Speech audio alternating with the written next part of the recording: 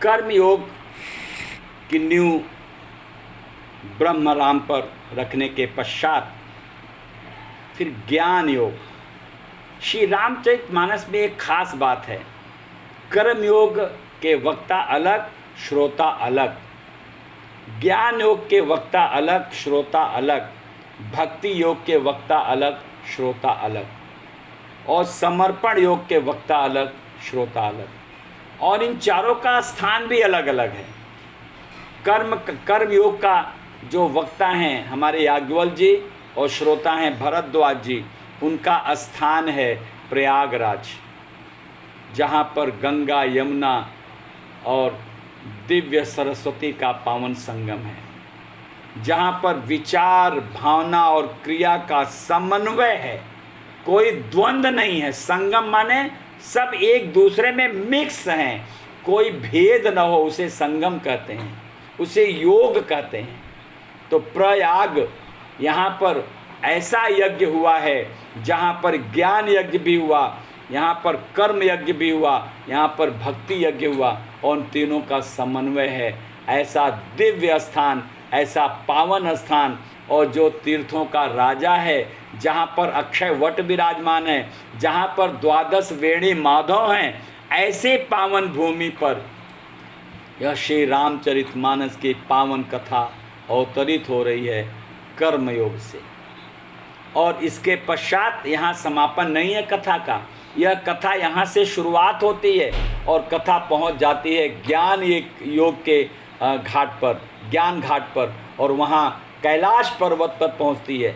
सोचिए, गंगा उल्टी बह रही है, जहाँ हिमालय पहाड़ से गंगा वापस आ रही है संगम पे प्रयाग में, यहाँ से कथा रूपी जो गंगा है वापस उल्टी गंगा जा रही है वो कैलाश पर्वत पे, और जहाँ माता पार्वती श्रोता हैं और हमारे जगत गुरु शिव जी वक्ता हैं। यह ज्ञान योग के वक्ता हैं। और ज्ञान कैसा है? भक्ति सहित ज्ञान है। ज्ञान केवल शुष्क ज्ञान नहीं है, भक्ति सहित ज्ञान। भवानी शंकरौ वंदे श्रद्धा विश्वास रूपिणो याव्याम विना न पश्यन्ति सिद्धा स्वार्थस्थमीश्वरम।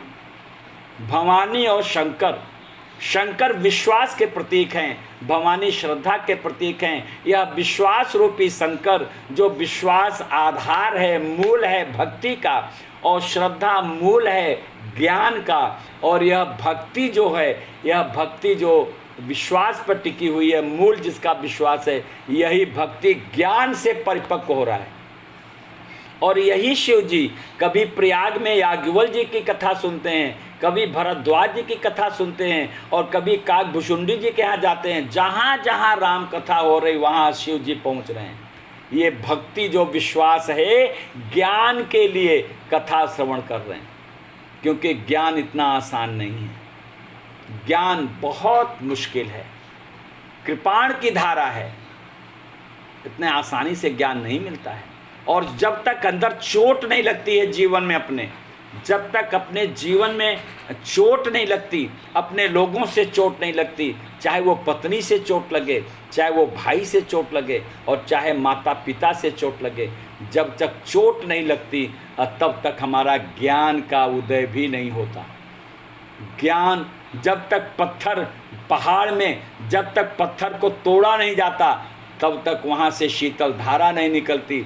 जब तक ज़मीन पर ड्रिलिंग नहीं, खुदाई नहीं होती है, तब तक शीतल जल नहीं निकलता। इसीलिए कहा जाता है कि ये जो भक्ति है, भक्ति के साथ ज्ञान, विश्वास, जहाँ भक्ति के आधार पर जब ज्ञान आएगा तो वह ज्ञान एक रस नहीं हो पाएगा, वह ज्ञान भक्ति के अनंत रस में समाहित हो जाएगा। तो हमारे शिव जी ज्ञान घाट के वक्ता तो हैं, लेकिन वो इष्ट किसके हैं? भक्ति के इष्ट हैं, विश्वास के प्रतीक हैं। विश्वास वाला व्यक्ति ज्ञान घाट का वक्ता है। आप समझ लीजिए, जो भक्ति प्रधान है, जो प्रेम प्रधान है, जिसके हृदय में राम का रूप विराजमान है, राम का दिव्य प्रेम विराजमान है, वह ज्ञान दे सकता है, वह ज्ञान घाट का वक्ता है। जरा सोचिएगा, इस पर चिंतन करिएगा। यह बहुत बड़ा गंभीर विषय है। आप लोग शायद नहीं पकड़ पाएंगे, लेकिन जो हमारे पात्र होंगे वो पकड़ लेंगे। जब तक भक्ति का आधार नहीं होगा तब तक ज्ञान आपके मतलब का नहीं होगा, आपके जीवन में परिवर्तन नहीं लाएगा। भक्ति सहित ज्ञान, भक्ति के धरातल पर ज्ञान आना चाहिए, और ज्ञान के धरातल पर भक्ति का उदय हुआ है माता पार्वती के रूप में और सती के रूप में। जब श्रद्धा है, ज्ञान श्रद्धा का प्रतीक सती माँ है, उस समय उनको भक्ति नहीं समझ में आई, परमात्मा नहीं समझ में आया। लेकिन जब उन्होंने आत्मदाह करके और शिव जी को पुनः पति प्राप्त करने के लिए पार्वती रूप में पैदा हुई हैं, तो बड़ा कठोर तप किया है अपने बुद्धि को रोकने का, क्योंकि ब्रह्म के क्षेत्र में बुद्धि का प्रवेश निषेध है। ज्ञान किसका करोगे? परमात्मा का ज्ञान तुम्हें हो ही नहीं सकता। ज्ञान होगा शरीर का, ज्ञान होगा संसार का, और शरीर और संसार के सत्य को जानकर तुम्हारा ज्ञान आरोपित हो जाएगा आत्मा और परमात्मा पर, बट अनुभव नहीं आएगा, अनुभव नहीं आएगा। ज्ञान का आधार दृश्य जगत है, ज्ञान ज्ञानेंद्रियों पर आधारित है, ज्ञान आपके जीवन की होने वाली अनेक घटनाओं पर आधारित है। ज्ञान आपके जीवन के एक एक क्षेत्र में जो छोटी छोटी चीज़ें हैं उन पर आधारित है, अर्थात दृश्य जगत पे आधारित है। ज्ञान ज्ञानेंद्री और मस्तिष्क का एनालिसिस है, इसका ये श्रम है। ज्ञान दिमाग का श्रम है, वेदांत दिमाग का श्रम है, और वेदांत के लिए ज्ञानेंद्रियों की आवश्यकता है, और तब उसके बाद तद अनुसार कर्मेंद्रियों की आवश्यकता होगी। तब आपको जो दिखे कुछ का कुछ, यह जो संसार दिखाई पड़ रहा है, जगत सब सपना जगन मिथ्या, इसका ज्ञान होगा।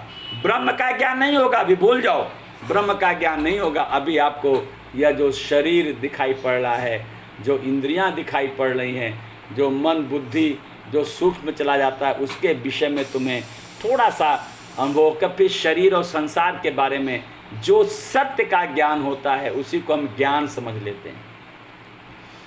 दृश्य जगत का ज्ञान आत्मा का ज्ञान नहीं है।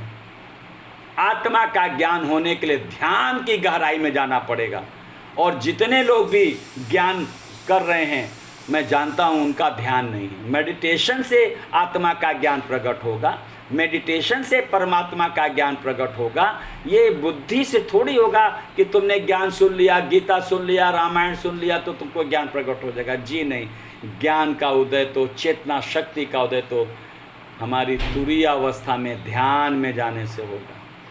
इसीलिए श्री रामचरितमानस में और गीता में सबसे जो पहली साधना दी गई है वह साधना है ध्यान की साधना है, सुमरन की साधना है। राम दरस लगे लोग सब करत नेम, देखिए नेम आ गया, सबसे पहले नेम आ गया, सुमिरन की साधना आ गई। बताइए, ये अगर आप आत्मा के क्षेत्र में जाना चाहते हैं, आत्मा को माध्यम बना के आप परमात्मा के क्षेत्र में जाना चाहते हैं, तो उसका तो माध्यम ध्यान है, मेडिटेशन है। और मेडिटेशन कोई करना नहीं चाहता। अभ्यास आंख बंद कर कौन बैठना चाहता है? कोई नहीं बैठना चाहता। तो कैसे ज्ञान हो जाएगा? तो हम भ्रम में हैं ज्ञान के, ये हमारा भ्रम है। श्री रामचरितमानस में जो साधना दी गई है, जो गीता जी में साधना दी गई है, इसीलिए जब अर्जुन से भगवान ने क्या कहा, हे अर्जुन, मन एवं मनुष्याणाम कारणम बंध मोक्षो, ये हमारा मन ही हमारे बंधन का, हमारे मुक्ति का कारण है। और शरीर माध्यम खलु धर्म साधनम, यह मानव शरीर ही हमारे आध्यात्मिक जगत की प्रगति का साधन है। इसी को भगवान श्री राम जी रामचरितमानस में वही बात तो कह रहे हैं, जो गीता में वही रामचरितमानस में कह रहे हैं। जगत गुरु शिव जी रामचरितमानस के वक्ता हैं, और जगत गुरु कृष्ण जी श्री गीता जी के वक्ता हैं। दोनों जगत गुरु हैं। कृष्णम वंदे जगत गुरुम, कृष्ण जगत गुरु हैं, दोनों जगत गुरु हैं। वहाँ पे क्या, वहाँ पे वो करें शरीर माध्यम खलु धर्म साधनम। ये शरीर मिला किसके लिए? संसार के लिए नहीं मिला है, ये विषय भोग के लिए नहीं मिला है, ये इंद्रियों की विषय पूर्ति के नहीं मिला है, ये इच्छाओं की पूर्ति के नहीं मिला है, वासनाओं की पूर्ति के नहीं मिला है, ये काम क्रोध के लिए मिला है। इसी का तो प्रतियुद्ध, इसी का तो युद्ध चल रहा है, इसी का तो युद्ध चल रहा है। यही तो कौरव पांडव का युद्ध है, और यही तो कैकेयी और भरत का युद्ध है, यही तो कैकेयी और राम का युद्ध है, यही तो कैकेयी और दशरथ का युद्ध है। युद्ध तो दो जगह हो रहा है। एक युद्ध का हो रहा है तो दुर्योधन कहता मैं सुई की नोक नहीं दूंगा बिना युद्ध के। एक युद्ध वहाँ भी हो रहा है, और युद्ध का कारण राजगद्दी बना है। वहाँ भी गीता में भी युद्ध का कारण राजगद्दी है। और भैया don't disturb me, Padma Gupta ji, कोई माइक ऑन ना करे भाई, don't disturb me please. Gita ji में भी युद्ध का कारण राजगद्दी है, और रामायण में रामचरितमानस में भी युद्ध का कारण राजगद्दी है। दुर्योधन कहता है जहां हमारे शांति दूत बनकर गए हैं केशव माधव, साक्षात भगवान। सोचिए ये बुद्धि हमारी बुद्धि कहाँ है? जो दुर्योधन की मति है हमारी, जो हमारी आपकी जो दुर्योधन की मति है, जो तमोगुण से आवृत मति है, जो तमोगुण और रजोगुण से घिरी मति है, भला वो भगवान साक्षात भी आएगा क्या? हम सुन पाएंगे क्या हमारी आप सुन पा रहे हैं क्या? हमारी कहाँ सुन पा रहे हैं? मैं पिछले कितने दिनों से कर रहा हूँ भगवान का डिब्बा बनाओ, भगवान का डिब्बा बनाओ, कहाँ सुनाई पड़ रहा है? ये दुर्योधन की मति है ना, तमोगुण से आवृत मति है। ये भगवान का डिब्बा नहीं बना सकती, ये 10 का 1 भी नहीं दे सकती। मरना पसंद करेगी लेकिन अपने जीते जी 10 का 1 नहीं देगी, और मरने के बाद सब लुटा देगी, और आईसीयू में जाके 20 लाख 25 लाख दे देगी, लेकिन अपने जीते जी प्रेम से उस परमात्मा जिसने मानव शरीर दिया, जिसने वो अवसर दिया कि हम परमात्मा से जुड़ सकते हैं। लेकिन ये दुर्योधन की मति कहती है ना भैया, हम तो 10 का 1 नहीं निकालेंगे। सज्जन जी मर जाए कहते कहते लेकिन मैं नहीं निकालूंगी, मैं नहीं निकालूंगा। यही दुर्योधन है, यही दुर्योधन है। कहता है केशव बिना युद्ध के तुम दुर्योधन से कहते हैं, भगवान कहते हैं भाई आधा राज दे दो, तो आधे राज पे तो बात नहीं बनी। तब कहते अच्छा चलो 5 भाई हैं, 5 गांव दे दो। कहता है केशव अभी तुम दुर्योधन को नहीं जानते हो, मैं जीते जी 1 सुई की नोक नहीं दूंगा। यही हमारी आपकी दुर्योधन की मति है, मैं जीते जी भगवान का नहीं निकालूंगी, चाहे सर्वस्व नाश हो जाए मेरा, नहीं निकालूंगी। यही दुर्योधन की मति है। जो दुर्योधन की मति वाला व्यक्ति होगा, जो सुई की नोक देने को नहीं तैयार है जीते जी, भला वो भगवान के दिव्य प्रेम का अनुभव कर सकता है क्या? नहीं कर सकता। यही तो हमारी आपकी मति है। श्री रामचरितमानस में और गीता में यही तो अंतर है। और एक समस्या यहाँ भी है, अयोध्या जी में कमाल है, जहाँ राम जी से कहा गया है कि तुम्हारा कल राज्याभिषेक होगा, जाओ संयम करो, और उन्होंने रात भर संयम किया, और सुबह वशिष्ठ जी ने सुमंत्र को भेजा कि भाई देखो महाराज दशरथ जी अभी तक आए नहीं, राज दरबार में क्या हो रहा है, विलंब क्यों हो रहा है, कारण तो पता करो। जब सुमंत्र महाराज जी आते हैं महल में तो मालूम पड़ता महाराज दशरथ कहाँ हैं? वह कैकेयी के महल में, कैकेयी के महल में गए। मालूम पड़ा वो तो कैकेयी के साथ कोप भवन में पड़े हुए हैं। कोप भवन में गए, वहाँ महाराज दशरथ का शोकग्रस्त मुद्रा देखकर सुमंत्र कांप गए, हिल गए, और वहाँ पर पहुंचकर देखा तो कैकेयी ने कहा कि भैया राम को बुला के लाओ। तो सुमंत्र जी जाते हैं राम के महल में। जैसे राम के महल में जाते हैं वैसे राम जी कहते हैं प्रभु अरे आप कैसे आए? आप मुझ सेवक को आप आदेश करते, आप क्यों आ रहे हैं? कहें मुझे आदेश है, विलंब मत करिए, बहुत नाजुक स्थिति है, तुरंत चलिए हमारे साथ। गए तो कोप भवन में पहुंचा दिया, और कोप भवन में पहुंचा के सुमंत्र वहाँ से वापस आते हैं। कोप भवन का दृश्य देखकर भैया एक संजय पटेल भाई बंद करिए please, don't disturb me, mike बंद करके रखिए, कोई माइक ऑन ना करें, डोंट डिस्टर्ब मी, कोई भी हो माइक बंद करिए प्लीज़। संजय पटेल कौन जी, माइक बंद करिए, हमें डिस्टर्ब मत करिए भैया, मेरा करंट ऑफ हो जाएगा, I am not a speaker. ये बंद नहीं हुआ संजय जी, माइक म्यूट करिए।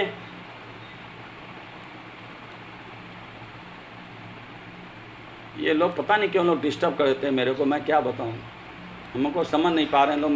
मैं तो वक्ता नहीं हूँ भैया। तो आप देखिए राम जी पहुँच गए वहाँ कोप भवन में, और जो वहाँ दृश्य देखा तो कैकेयी ने कहा कि महाराज दशरथ जी को संकोच हो रहा है आपके प्रेम के कारण, वह बोलने की स्थिति में नहीं है। तो माता जी आप ही बताओ क्या समस्या है और क्या कहते हैं हमारे राम जी।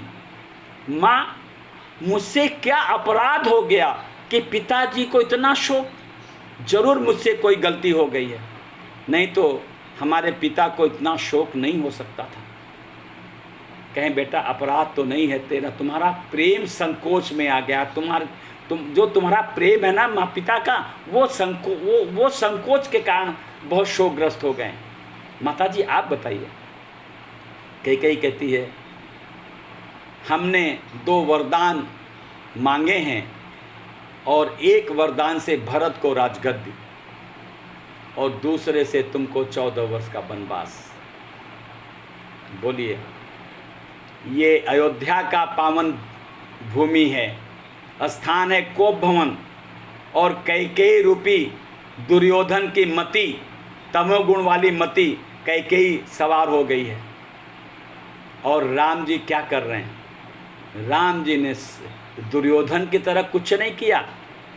ये है रामचरितमानस और वो है द्वापर का कलयुग, द्वापर का वो क्या कहते हैं हस्तिनापुर का राज, कौरव पांडव, वो दुर्योधन, यहाँ पर राम। आप देखिए दोनों में कितना अंतर है।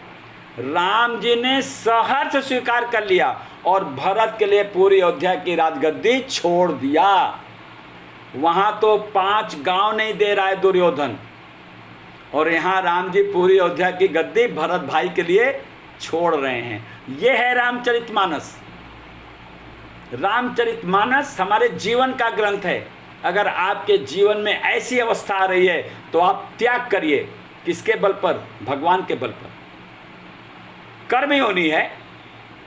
अरे हम जंगल जाएंगे, जंगल में मंगल बना लेंगे। मुझे भी जब झूंसी भेजा गया तो जंगल में भेजा गया, ये अपने आप मर जाएगा। हमारे को झूंसी जब भेजा गया तो जंगल में भेज दिया। हमारे चाचा, हमारे पिताजी, सब लोगों ने प्लान बना लिया, जाओ जंगल में जाएगा, मर जाएगा। हमने कहा पिताजी से कहा, पिताजी एक बार नोट कर लीजिए, अब ये सज्जन न तो आपके बल पर काम करेगा और न गोविंद जी के बल पे काम करेगा, चाचा के बल पर। अगर ये झूंसी जाएगा तो भगवान के बल पर जाएगा, आप लोगों के बल पे नहीं जाएगा। और इस विषय को लेकर हमारे घर में 6 महीने युद्ध मचा। हमने कहा जी नहीं, ना डॉक्टरी करूँगा, न स्कूल करूँगा, मैं मजदूरी कर लूँगा, मैं मजदूरी कर सकता हूँ, मैं मजदूरी करूँगा, अपने बीवी बच्चों को पाल लूँगा। लेकिन याद करिएगा, अगर झूंसी में जाऊँगा तो मैं भगवान के सहारे जाऊँगा, और आपकी बात तो बिल्कुल नहीं मानूँगा। क्योंकि हमारे पिताजी अपने भाई के मोहग्रस्त हो गए थे, मोह में पड़ गए थे, और मेरे पिताजी ने मेरे लिए पूरा रजिस्टर लिखा है, नालायक बेटा, पूरा रजिस्टर बनाया है, सज्जन नालायक बेटा है। अगर रजिस्टर पढ़ लेंगे तो हमारी असलियत आ जाएगी सामने, कितना नालायक बेटा हो सकता है ये, और भी खानदान का बड़ा बेटा। और वही पिता की 4 जिम्मेदारी जो भाइयों की थी मैंने पूरा निभाया है। तो मैंने क्या किया? मैं भगवान के सारे, न मैंने पिता का विरोध नहीं किया था, मैंने पिता के मोह का विरोध किया था। मैं जान गया था पिताजी को मेरे पर विश्वास नहीं, वो भी योगी जी से जुड़े हैं, भगवान का दशांश में निकाल रहे हैं, और लेकिन विश्वास नहीं है। और जो विश्वास मेरा है वो विश्वास उनका नहीं है। मैं क्या करूं? इसके लिए मैं नहीं कर सकता। तो मेरा विश्वास अधिक हो गया और मैं झूंसी आ गया। और आज झूंसी में अगर मैं उस दिन उस समय अगर निर्णय कठोर नहीं लिया होता तो आज हम पांचों भाई अपने चाचा की नौकरी बजाते होते और हमको लात मार के भगा दिए होते भीख मांगने के लिए। ये है रामचरितमानस। और हमारे योगी जी ने कहा, बेटा अगर इस घटना में तुमने अपने चाचा को दोषी माना तो भगवान हाथ खींच लेगा।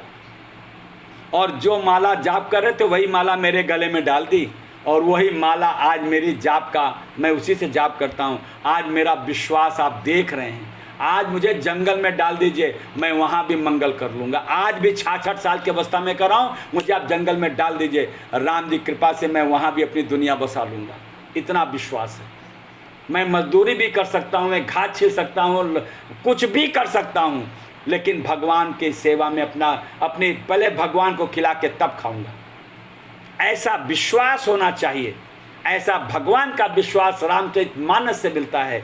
और हमने राम जी ने हमारे भरत के लिए अयोध्या की गद्दी छोड़ दी और 14 वर्ष का वनवास स्वीकार कर लिया। यह है रामचरितमानस। आप राम ने तो पूरा का पूरा अयोध्या छोड़ दिया। और तो और माता कैकेयी का जरा देखिए, क्रूरता देखिए, कठोरता देखिए जरा। आप कभी मैं तो कल्पना करता हूँ तो मेरे तो सिहरन हो जाती है। बाप रे बाप। माने उस परिवार का उत्तराधिकारी, राजा का लड़का और सारा श्रृंगार, और कैकेयी कहती है, राम जरा कान का बाली निकाल, जरा ये जो शीश में रखा है निकाल, अंगूठी निकाल, कड़ा निकाल, करधन निकाल, माला निकाल, ये जंजीर निकाल, सब निकाल, बाहर निकाल लो यार, किनारे रख। और ये जो राशि कपड़े पहन निकाल, बाहर करो, ये बल कर लो। बताइए ये अपमान नहीं है? आपने ये अपमान करना नहीं है क्या? अरे आप जंगल दो तो ठीक है, लेकिन अपमान करके तो कहते हैं। एक बात समझ लीजिए, जिस मात्रा में आपका राग होता है उसी मात्रा में द्वेष भी पैदा होता है। यही कैकेयी जब मंथरा आती है तो कहती है, कुशल राम। मंथरा का उदास चेहरा देखकर कैकेयी कहती है, कुशल राम, मेरा राम तो ठीक है। कमाल है। वाह रे कैकेयी वाह। क्या कैकेयी? ऐसे हम लोग भी कैकेयी हैं। आप चिंता मत करिए, हम लोग कैकेयी हैं। कौशल्या नहीं है, राम नहीं है, कैकेयी हैं, भरत नहीं है। न हम राम हैं, न हम भरत हैं, हम सब कैकेयी बैठे हैं यहाँ पर। मैं भी उसमें, आप सब कैकेयी हैं जो राम के प्रति दिखावा करते हैं, झूठा प्रेम दिखाते हैं, जैसे कैकेयी दिखा रही है। भगवान को धोखा नहीं दे रहे हैं, आप धोखा अपने आप को दे रहे हैं। आप राम को क्या धोखा देंगे? तुम्हारी पहुंच राम तक है ही नहीं। अरे राम का अंश आत्मा तक तो पहुंच तुम्हारी है ही नहीं है, राम को क्या छुपाओगे? अरे आत्मा को क्या छुपाओगे? आत्मा की 4 मौलिक शक्तियां हैं, प्राण शक्ति, आह्लादनी शक्ति, चेतना शक्ति, प्रेमा शक्ति। वहां तक तो तुम्हारी पहुंच ही नहीं है तो तुम आत्मा को क्या पाओगे? तुम्हारी पहुंच तो भोजन में है, तुम्हारी पहुंच तो दवाई में है, तुम्हारी पहुंच तो गहने कपड़े कोठी कार बंगले में है, तुम्हारी पहुंच तो गीता रामायण सत्संग में है, तो गुरु में है, तुम्हारी पहुंच तो बेटा बेटी नाती पोते में है। तुम्हारी पहुंच है कहाँ तक? तुम्हारी मति जाएगी कहाँ? तुम्हारा दिल दिमाग जाएगा कहाँ? तुम भी तो कैकेयी हो। जैसे कैकेयी पागल हो रही भरत के पीछे, अयोध्या की राजगद्दी के पीछे, जल्दी जल्दी राजमाता बन जाओ, जल्दी जल्दी राजमाता बन जाओ। यही तो हमारी आपकी मति है। और चाहते हैं कि राम जी मिल जाएंगे, राम जी खाक मिलेंगे, राम जी की झलक नहीं मिलेगी जी। राम जी की झलक, राम को देखने के लिए तरस जाओगे। यही तो राम जी का अद्भुत चरित्र है रामचरितमानस।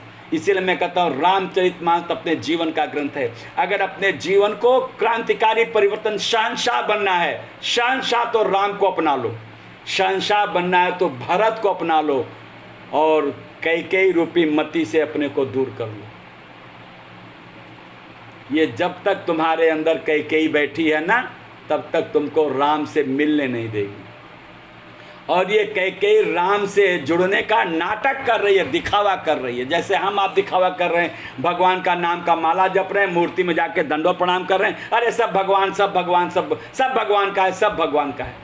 जो कहता है सब भगवान का है वो झूठा है, झूठा है, झूठा है। वो झूठ बोल रहा है, अपने से झूठ बोल रहा है, भगवान से झूठ बोल रहा है। जो कहता है सब भगवान का है। झूठे हैं ऐसे लोग, धोखेबाज हैं और उसी का दंड भोग रहे हैं। और फिर क्या कहते हैं, काले कर्म ईश्वरे मिथ्या दोष लगाए। ये श्री रामचरितमानस हमारे जीवन का ग्रंथ है, हमारे जीवन में क्रांतिकारी परिवर्तन कर लाने वाला ग्रंथ है। जरा सोच के देखिए, राम जी जंगल चले गए, कमाल है भाई। और वही कही जब आती मन था तो कुशल राम, तो कहती है अरे राम का तो राज्याभिषेक होने जा रहा है, आज तो राम ही का तो कुशलता है। और कुशलता किसकी है? तो कई बड़ो खुश हो गई, अपने गले का कीमती हार निकालकर मंथरा के गले में डाल दिया। ये है कई, यही तो हम लोग भी कर रहे हैं। हम लोग तो फूल की माला लाके भगवान गले में डाल दे रहे हैं।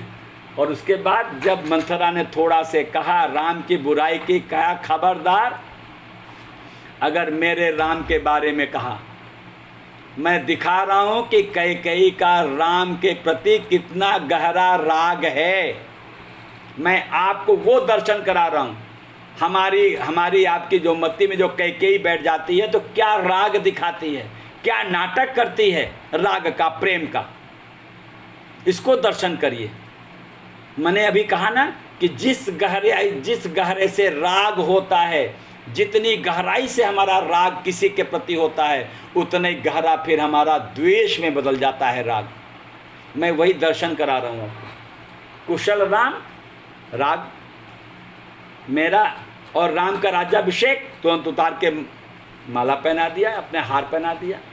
कहती है और राम के बुराई के खबरदार, अगर राम के खिलाफ एक शब्द का तो जीभ काट लूंगी तेरी। और फिर कौशल्या को लेकर कुछ कहा, खबरदार, मैंने खूब परीक्षा ली है, कौशल्या से ज़्यादा राम मुझे प्रेम करता है, मैंने परीक्षा ली है। अब बताइए इसके बाद कुछ बचा? राम के प्रेम को प्रदर्शित करने में इसके अलावा कुछ बचेगा? कहाँ बचेगा?